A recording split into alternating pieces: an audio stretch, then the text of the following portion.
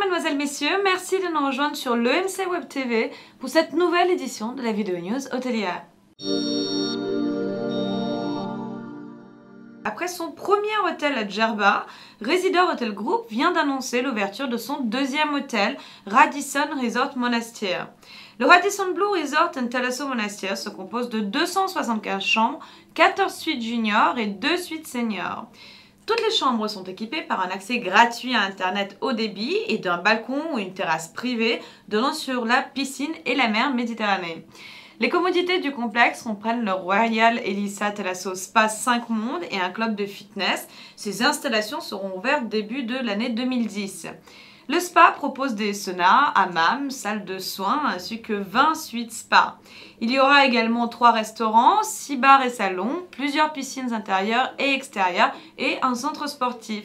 Le complexe dispose aussi d'un salon pour les événements et les petites réunions et les mariages, 3 salles de réunion polyvalentes et élégantes, une salle de bal de pied et une zone de jardin pouvant accueillir entre 600 et 800 personnes. Le centre d'affaires entièrement équipé offre gratuitement l'Internet haute vitesse et sans fil pour tous les invités.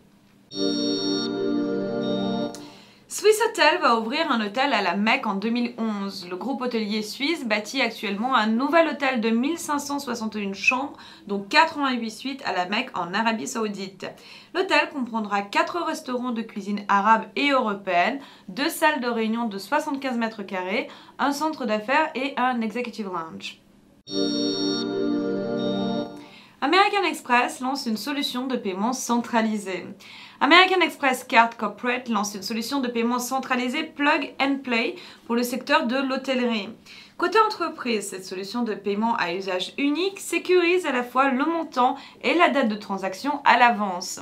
Par ailleurs, elle limite les litiges entre les parties concernées, clients, agences, hôtels prestataires, et simplifie les flux et le nombre d'échanges entre les différents acteurs et génère de ce fait des économies pour l'entreprise cliente.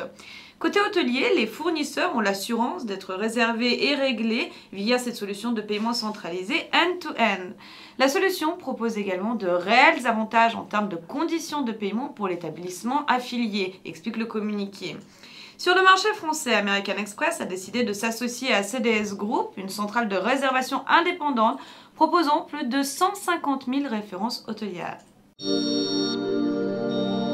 Expo universelle, l'hôtellerie de luxe en pleine expansion à Shanghai. Les plus grands noms de l'hôtellerie de luxe se précipitent à Shanghai, qui accueillera l'an prochain les dizaines de millions de visiteurs de l'exposition universelle, en dépit d'une conjoncture internationale encore morose.